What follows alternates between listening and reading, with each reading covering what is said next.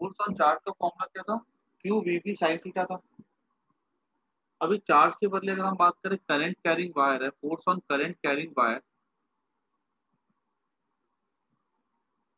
Placed in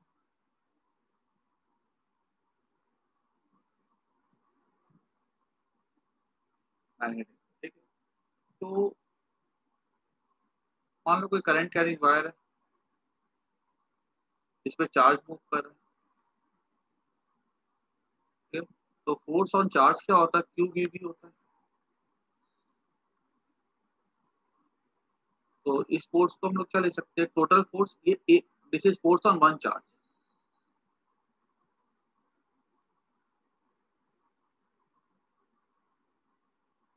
ठीक है। अगर वो चार्ज इलेक्ट्रॉन है या प्रोटॉन है तो यहाँ पे ई पुट कर सकता हूँ। Force on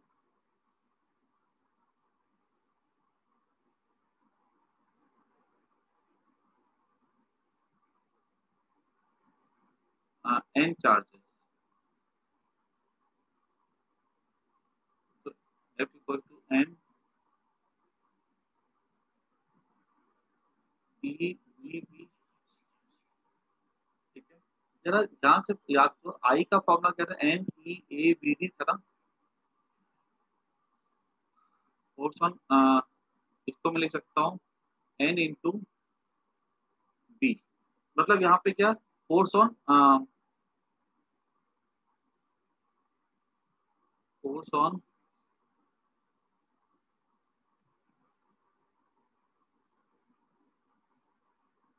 wire equals to एक चार्ज पे इतना फोर्स। टोटल चार्ज कितने हो जाएंगे? N e v b into v हो जाएगा ना। यहाँ पे वी क्या? वॉल्यूम है। समझ आई बात? तो मैं और बेटर करता हूँ, एक काम करता हूँ, मैं इसको ऐसा लिखता हूँ, एन ई वी, यहाँ पे एन क्या है? N is total number of charge.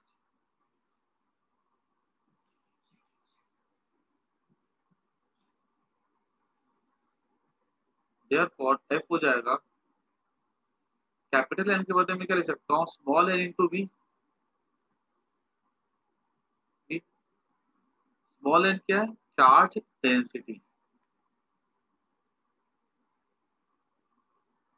और कैपिटल वी क्या है? कैपिटल स्मॉल वी है, ठीक है, वेलोसिटी है। ये कैपिटल वी क्या है? वॉल्यूम है। This is equal to n into volume को मैं लिख सकता हूँ एरिया इंटू लेंथ,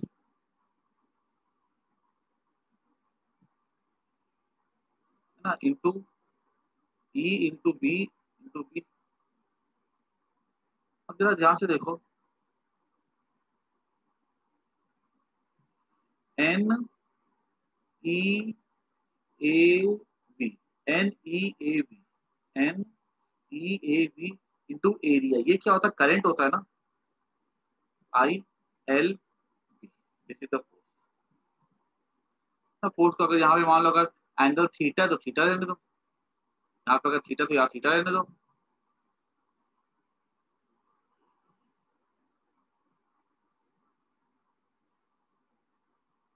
यहाँ भी साइन थीटा रहने दो, यहाँ भी साइन थीटा रहने दो, यहाँ भी साइन थीटा रहने दो। फोर्स क्या हो जाएगा? I l vector cross b vector, this is the magnetic force. इसको नोट करो। तो what is the force on a current carrying wire? That is given by I l B.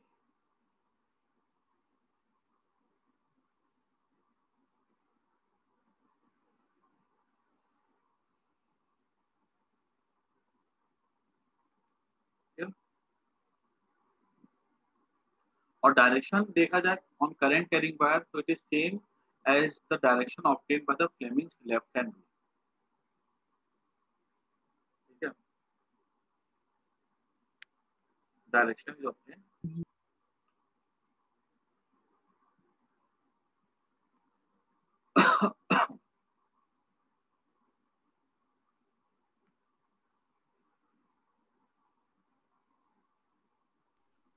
Sir हाँ बोलो। सर मैग्नेटिक फोर्स में जो velocity होती है और जो ड्रिफ्ट वेलोसिटी वो सेम थोड़ी ना होगी। तो इलेक्ट्रॉन्स तो मूव, जैसे मान लो करंट फ्लो करवाएंगे अगर हम लोग, तो जो इलेक्ट्रॉन की स्पीड होगी वो क्या होगी, ड्रिफ्ट वेलोसिटी तो होगी, है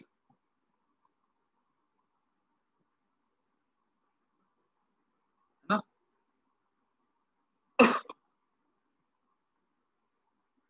याद रखना, जब हम करंट इलेक्ट्रिसिटी पढ़ते हैं तो हमको वहां पे थर्मल वेलोसिटी से कोई मतलब नहीं होता है, क्योंकि वहां पर सबकी अलग अलग वेलोसिटीज होंगी, ठीक है, सबकी थर्मल वेलोसिटी अलग अलग होगी।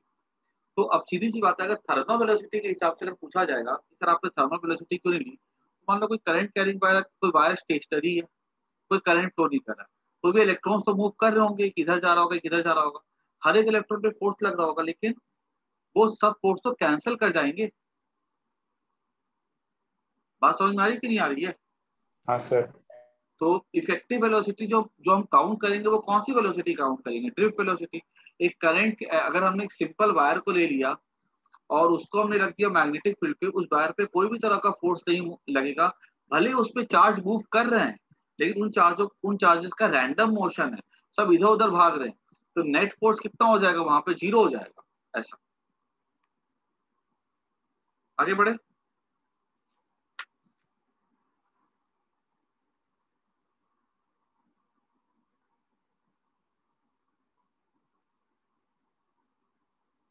हो गया लिखा हुआ। Yes sir. एक मिनट सर।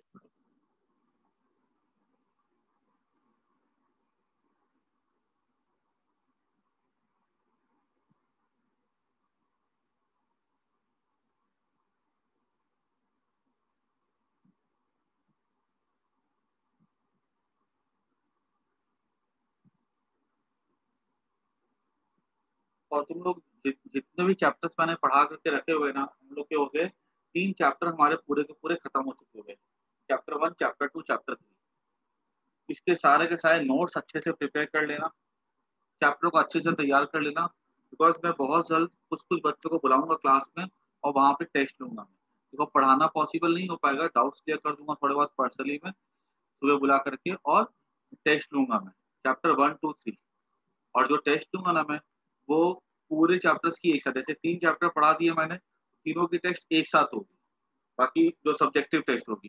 बाकी ऑब्जेक्टिव तो मैं क्या कहते हैं ग्रेड इजी पे ले लूंगा, लेकिन जो सब्जेक्टिव, क्योंकि देखो सब्जेक्टिव क्या है, प्रॉब्लम क्या होता है कि पीडीएफ भेजते हो ना, मैं क्या उतने प्रॉपरली चेक नहीं कर पाता हूँ, वो क्या इधर उधर हो जाता है, मैं खाली आंसर पढ़ पाता हूँ, एग्जैक्टली मेरे को बोला जाए मिस्टेक निकालने के लिए ना, तो क्या उसके लिए मेरे को प्रॉपर पेन और पेपर चाहिए।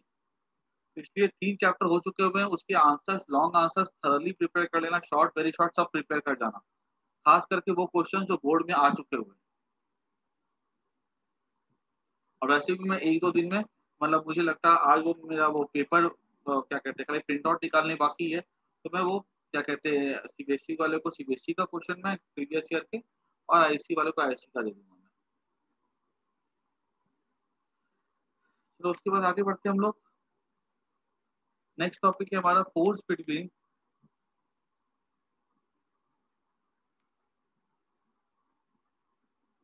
टू करंट कैरिंग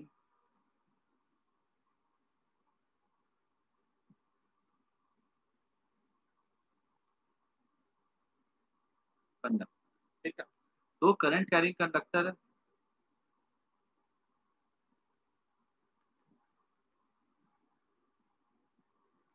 और इस पे करंट फ्लो कर रही है।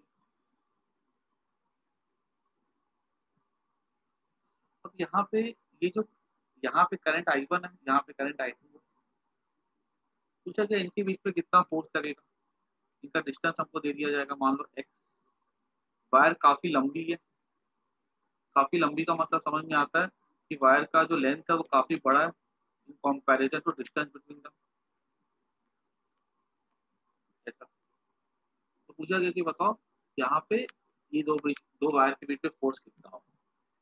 तो अगर सबसे पहले हम देखो फोर्स का डायरेक्शन देखते हैं, हमने अपने थंब को इधर रखा, फिंगर्स को कर्ल किया, मैग्नेटिक फील्ड अंदर की तरफ जाएगी। यहाँ रखा, फिंगर्स को कर्ल किया, मैग्नेटिक फील्ड बाहर की तरफ।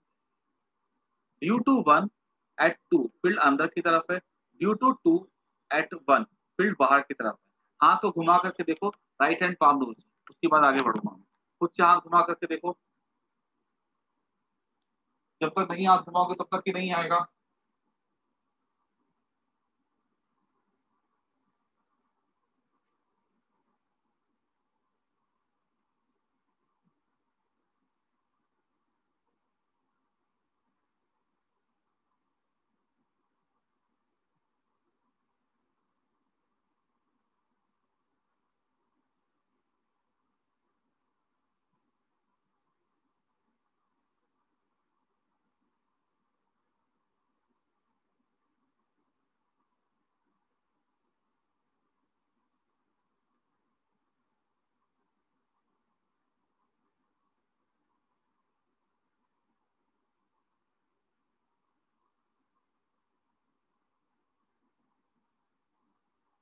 क्लियर हो गया सबको कैसे आ रहा है मैग्नेटिक फील्ड? अब क्या करो, यहाँ पे ना फर्स्ट वायर पे लगाओ Fleming's left hand rule. Magnetic field अंदर की तरफ है, करंट ऊपर है, तो फोर्स जाएगा टुवर्ड्स लेफ्ट। इस पे देखो मैग्नेटिक फील्ड होगा बाहर की तरफ, करंट होगा ऊपर, फोर्स होगा टुवर्ड्स राइट। समझ आ रहा है कि नहीं आ रहा है? बोलो उसको हाथ से करके देखो सबको ही। तो डाउट किसी को तो पूछो।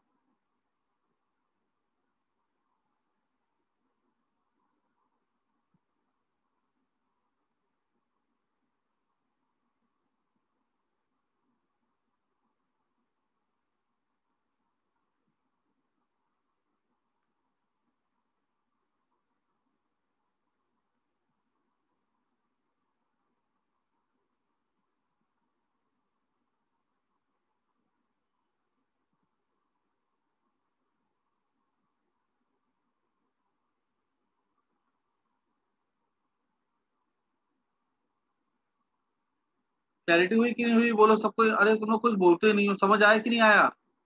हाथ से करके आ हाँ रहा है कि सर नहीं आ रहा क्लियर। है? सर आ गया। चलो, हाँ सर।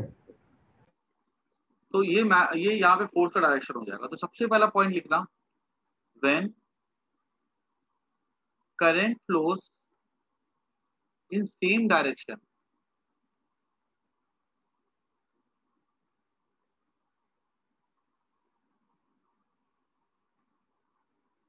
मैग्नेटिक फोर्स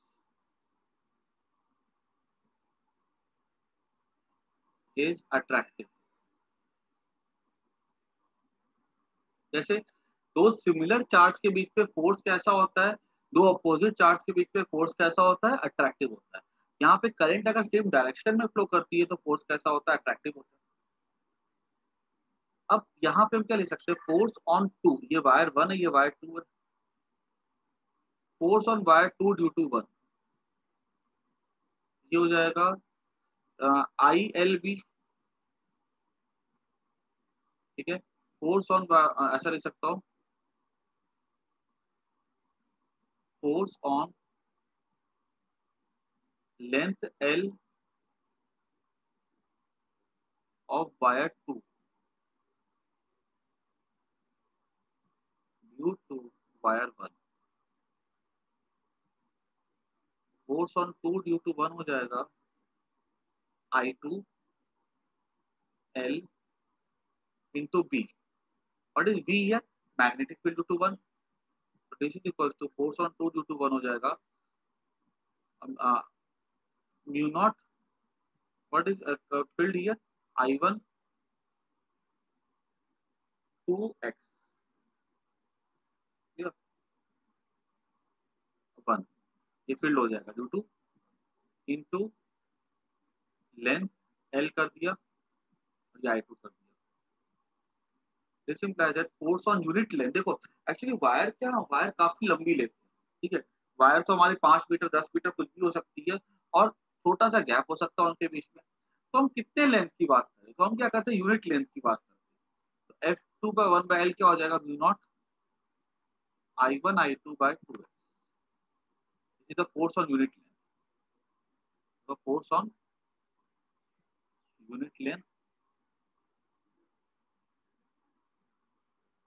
हो जाएगा म्यू नॉट I1I2/2 सीधा आंसर।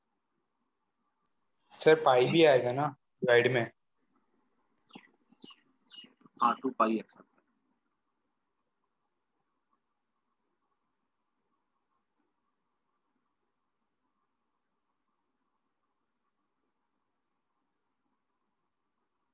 ठीक है, ये हो गया फोर्स और इन द सेम वे अगर हम 1 पे निकालते हैं फोर्स तो सेम ही आएगा। In the same way, force on 1/2 equals to हो जाएगा mu not I1 I2 by 2 pi. Force on unit length इसका भी सेम होगा, और यहाँ से देख सकते हो फोर्स की वैल्यू सेम है, डायरेक्शन अपोजिट है, ठीक है ना। तो पहले इतना नोट कर लो, फिर वो छोटा सा एक स्टेटमेंट लिखवाना है कि वो ओबे करेगा न्यूटन थर्ड लॉ। तो नोट कर दो पहले।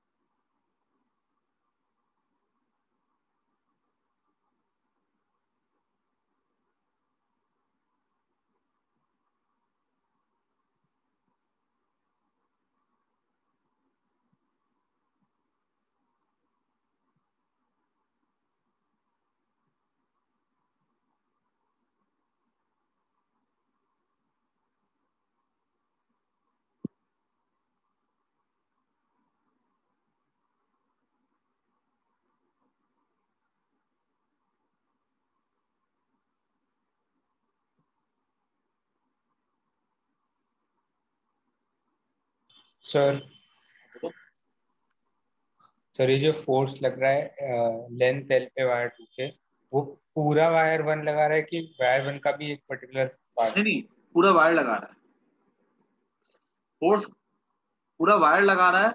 जो निकालते हैं जिसके ऊपर वो छोटा सा खाली यूनिट लेंथ लेते हैं, ठीक है। क्योंकि जो हमारा फॉर्मूला है, ये वाला फॉर्मूला किसके लिए होता है? ये तो पूरी वायर के लिए फॉर्मूला होता है ना, हाँ मैग्नेटिक सर। फील्ड का। This is the force for the long wire ना, field due to long wire, ठीक है। आगे लिखूं मैं,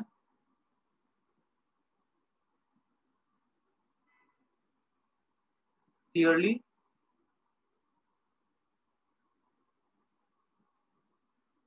by calculation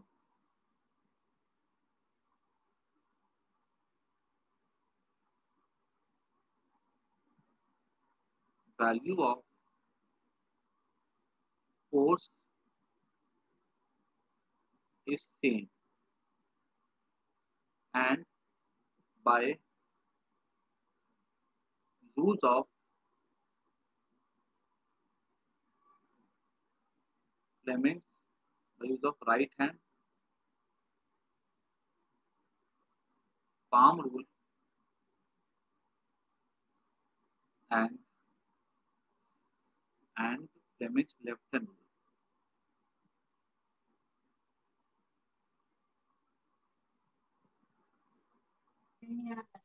rule, the direction of force is opposite.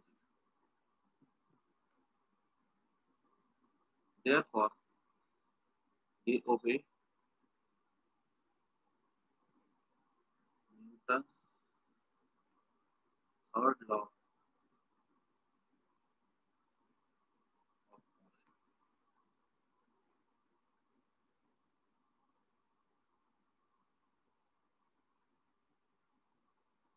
ठीक है, यहाँ पे टॉपिक है वो जो टू करंट कैरिंग टू, यहाँ से टॉपिक में पैरेलल भी लिख देना, ठीक है।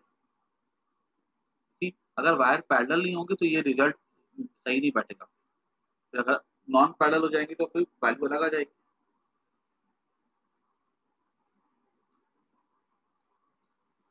ठीक है, अब इसके बाद एक छोटा सा एक टॉपिक है एम्पियर की डेफिनेशन, उसके बाद हमारा फोर्स वाला कंसेप्ट भी खत्म हो गया। याद है मैंने बताया था, पहले बोला था फील्ड पढ़ेंगे, फील्ड पढ़ा, बायो सवार्ट्स लॉ पढ़ा, एम्पियर्स लॉ पढ़ा, ठीक है। फिर मैंने बोला था कि फोर्स पढ़ेंगे, अभी फोर्स पढ़ा, अभी फोर्स खत्म हो जाएगा और 10 मिनट।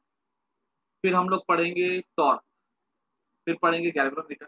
लेकिन मैं आप इतना फास्ट नहीं जाऊंगा ना, मैं पहले ना इसके कुछ लास्ट ईयर के क्वेश्चंस करवाऊंगा, न्यूमेरिकल्स करवाऊंगा, उसके बाद में आगे बढ़ूंगा। आज तो इसको पहले नोट करो, एक एम्पियर की डेफिनेशन है, फिर कुछ क्वेश्चन प्रैक्टिस करेंगे।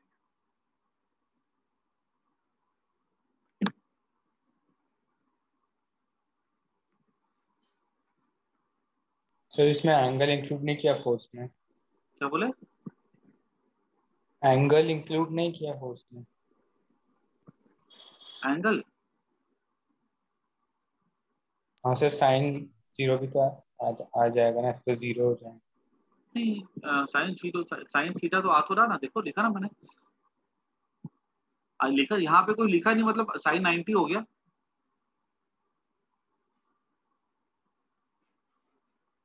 क्योंकि करंट कैरिंग फील्ड अंदर की तरफ है, करंट उसके परपेंडिकुलर है ना। हाँ सर। एंड कल 2 बजे टेस्ट है, ठीक है, कल 2 बजे क्लास नहीं होगी, कल 2 बजे टेस्ट होगी, ठीक है ना। मैं हाँ रेड इजी पे पेपर रेडी कर दूंगा, और उसके बाद क्या कहते हैं, लिंक पर भेज दूंगा ग्रुप। आगे बढ़ते हैं। नेक्स्ट टॉपिक है हमारा डेफिनेशन ऑफ एम्पियर। तो डेफिनेशन ऑफ एम्पियर, जब मैंने इलेक्ट्रोस्टैटिक पढ़ाया था तो मैंने बोला था कि एक कूलम करंट का यूनिट होता है एम्पियर, एक एम्पियर हो जाता है 1 कूलम बाय 1 सेकेंड। अगर मान लो किसी क्रॉस सेक्शन से अगर 1 कूलम चार्ज फ्लो करता है 1 सेकेंड में तो करंट को हम कहते थे 1 एम्पियर। लेकिन इलेक्ट्रॉन को देखना इम्पॉसिबल है, कुछ इतने सारे इलेक्ट्रॉन्स को नाप पाना वो भी इम्पॉसिबल है, ठीक है। तो ये जो डेफिनेशन है ना, ये थ्योरी में तो अच्छी लगती है, लेकिन प्रैक्टिकल में हमारे कुछ खास काम नहीं आती। प्रैक्टिकल डेफिनेशन कैसे बनाई गई, देखो करंट की। 2 वायर ली हमने, काफी लंबी ली। काफी लंबी लेने का मतलब क्या है कि लेंथ काफी बड़ी है, डिस्टेंस काफी छोटा है। दोनों में हमने इक्वल करंट पास करवाया, और हमने क्या किया, बीच में लगा दिया स्प्रिंग। और हमने क्या किया, स्प्रिंग से इनके बीच में फोर्स नापा। फोर्स नाप सकते हैं ना, F = kx। करंट हम दोनों वायर में बढ़ा रहे बढ़ा रहे बढ़ा रहे बढ़ा रहे, और बढ़ाते बढ़ाते हमने क्या देखा कि हम इतनी करंट पास करवाएंगे कि इनके बीच में जो फोर्स है ना, वो हो जाए जो पर यूनिट लेंथ जो फोर्स है वो हो जाए 2 × 10⁻⁷ जब इतनी फोर्स हो, ये नंबर लिखने के पीछे कारण है एक्चुअली, फोर्स को इतना फोर्स अब लगे 2 वायर के बीच में, इतनी करंट पास करवाओ दोनों वायर में, बराबर करंट, कि दोनों वायर के बीच में जो फोर्स है वो कितना हो जाए, 2 × 10⁻⁷ न्यूटन हो जाए। तो जब इतना फोर्स हो जाएगा तो हम क्या बोलेंगे कि जो करंट इसमें से पास हो रही है वो कितनी है, आई। ऐसा। अभी ये नंबर ही क्यों चूज किया गया है, इसका आंसर छिपा हुआ है म्यू नॉट के वैल्यू में, ठीक है। तो हम ऐसा बोल सकते हैं कि देखो, force equals to mu not by 4 pi I1 square, दोनों करंट सेम है ना, बाय एक्स। दोनों वायर काफी लंबी होनी चाहिए, और इनका डिस्टेंस कितना होना चाहिए, यूनिट लेंथ होना चाहिए 1 मीटर। इनके बीच का गैप कितना रखना है हमको, 1 मीटर। और ये वायर कैसी होनी चाहिए, बहुत लंबी होनी चाहिए, मतलब 100 150 200 मीटर ऐसे रखो। तो दूरी 1 मीटर रखो, वायर लंबी रखो। फोर्स कितना लग रहा है, 2 × 10⁻⁷।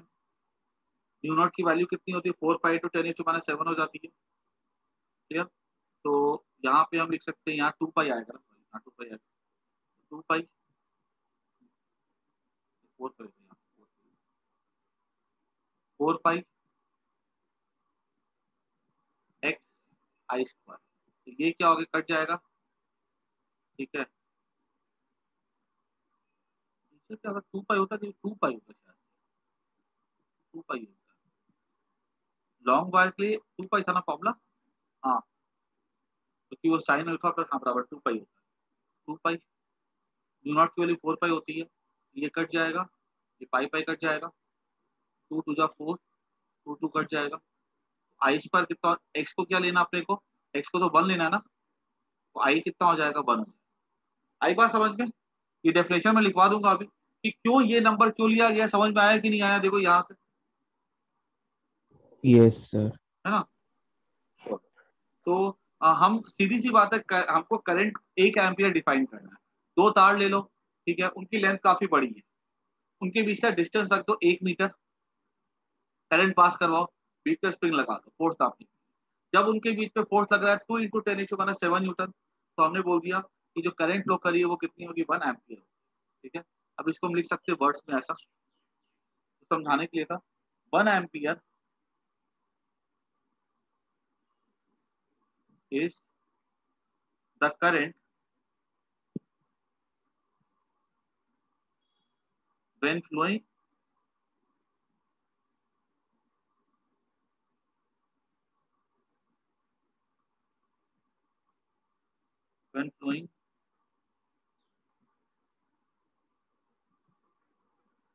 in each of two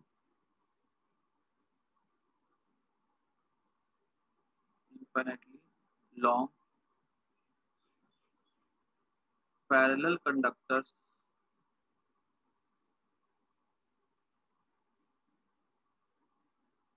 1 meter apart in vacuum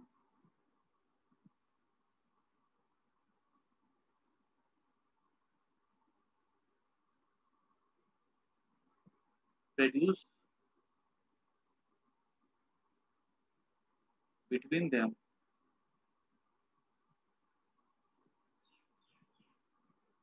a force of exactly 2 × 10⁻⁷ Newton per meter of length। ठीक है, सिंपल भाषा में समझ में आ गया कि अगर लिखते 2 × 10⁻⁷ equals to μ0/2 pi I square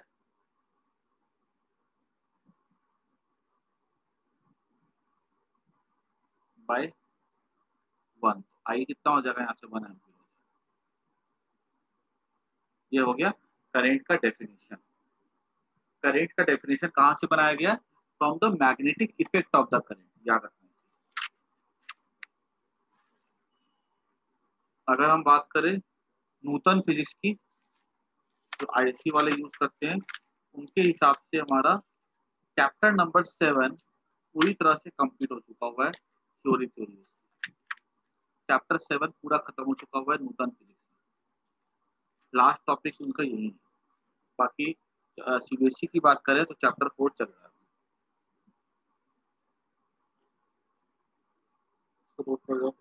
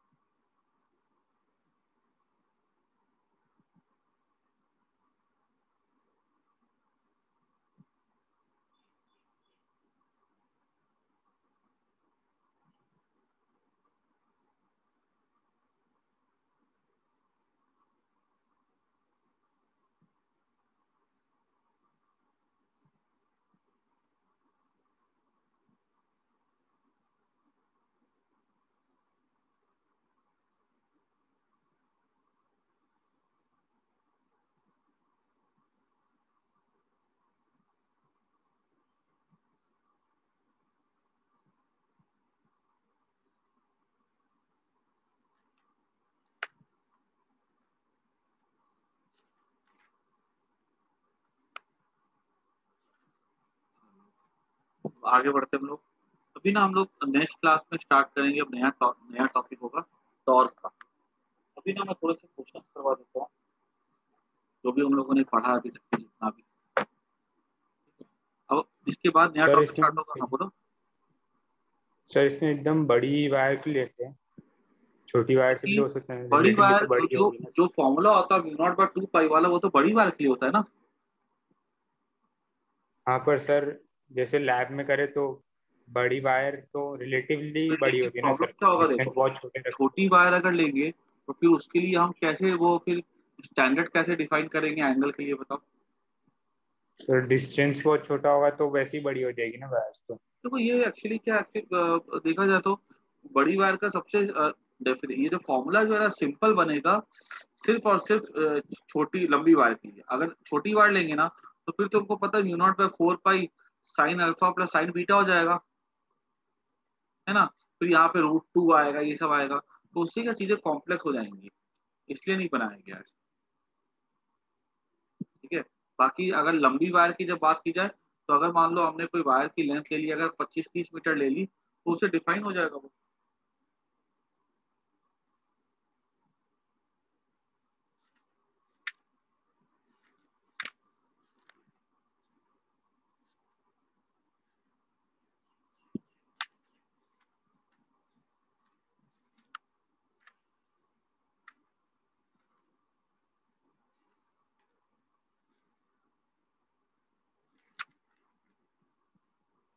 तो ये क्वेश्चन सॉल्व करना 2017 में आ चुका हुआ है सीबीएसई बोर्ड में। क्वेश्चन नंबर 10 है ये। जो पीडीएफ मैंने भेजी थी ना सीबीएसई वाली, जो मैं भेजूंगा उसमें से ये लगे 2 लूप है।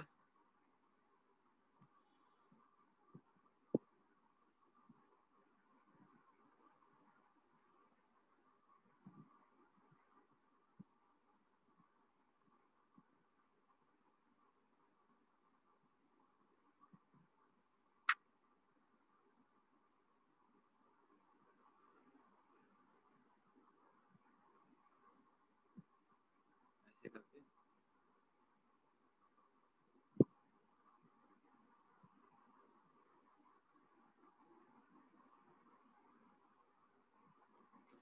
2 identical loop clear.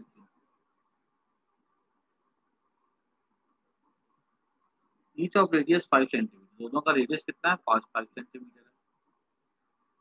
Are in lies in a plane perpendicular में, so that they have a common centre, centre common है।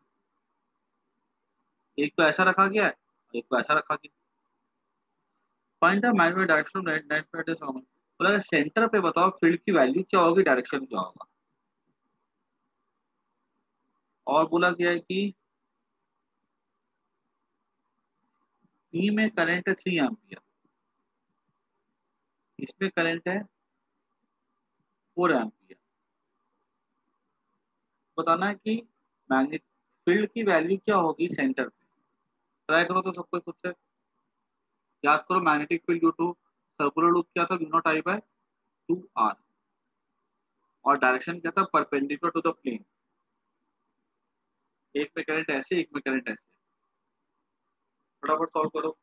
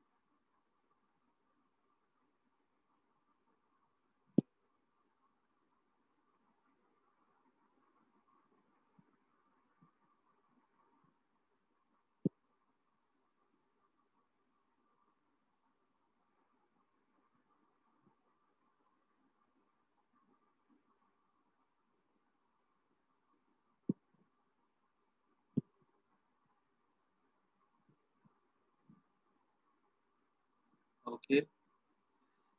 देखो यहाँ पे मैग्नेटिक फील्ड की अगर बात की जाए ना तो एक कैसा होगा, प्लेन की परपेंडिकुलर होता है तो एक फील्ड तो ऐसा जाएगा और दूसरा कैसा जाएगा, इसकी वजह से सीधा जाएगा और इसकी वजह से ऐसा जाएगा। तो रूट दोनों एंगल 90 डिग्री हो जाएगा। बी नेट क्या हो जाएगा, √over b1 square plus b2 square. b1 कितना हो जाएगा हमारा, म्यू नॉट इंटू आई। आई कितना 3 है ना भाई। आर आर कितना है, इसके लिए रेडियस है 5 सेंटीमीटर,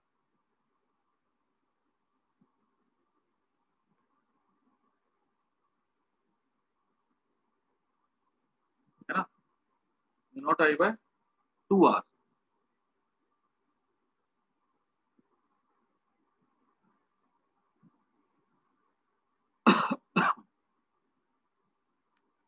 प्लस b2 स्क्वायर, और ये 4 हो जाएगा।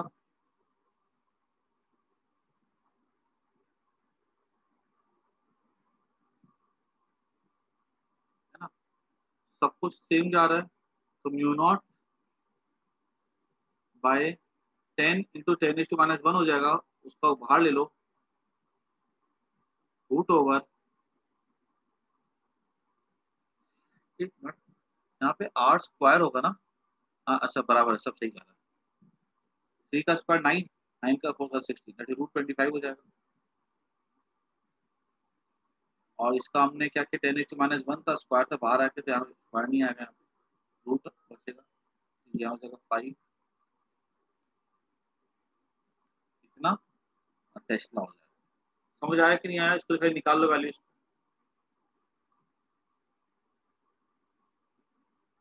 नोट कर दो।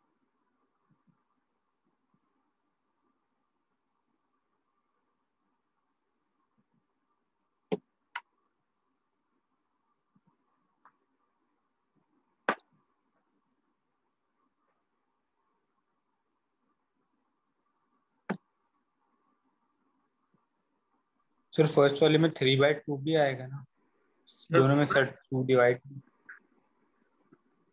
नहीं सर हो गया, उसे समझने में गलती हो गई।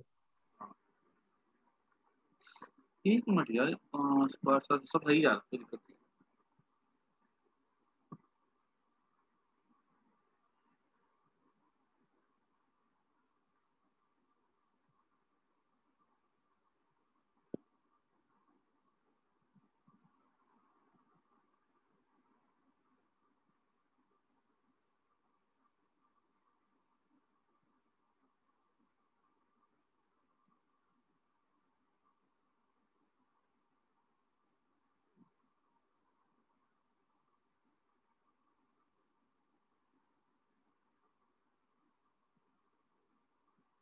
ठीक है, चलो आज तो मैं यही तक ही करवा के छोड़ा।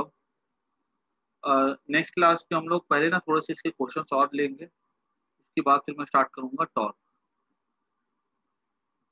मैं अभी क्लास एंड कर रहा हूँ, ठीक है ना, बाय सर। बाय। ठीक थैंक यू सर। है, बाय सर। बाय।